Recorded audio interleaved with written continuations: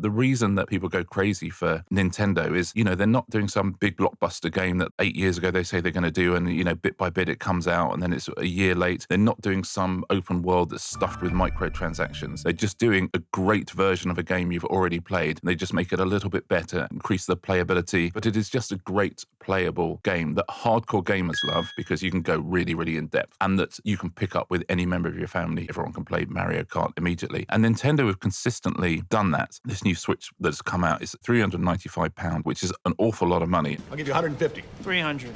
That's outrageous. Done. I think a lot of people will hold off buying one because, weirdly, the Switch 1 still works so brilliantly. Yeah. It will take a while to invest in a Switch 2, even though Walmart in the States had to change their opening hours last week. Since everyone's gone over to digital games, those big openings you used to get for a new game where people used to queue at midnight and it was kind of like a real gamer thing to do, don't really happen in the same way anymore because people have transitioned to buying digital games. But there were people queuing. They had lots of sort of midnight openings. Because they're buying the hardware, which is the one thing you do have to go to a shop. They had to apologise, didn't they, saying, we're not actually going to be able to meet all the pre-orders. But in store, if you did queue and you could be part of that visual, which was obviously shared millions of times on social media, then you were more likely to get one.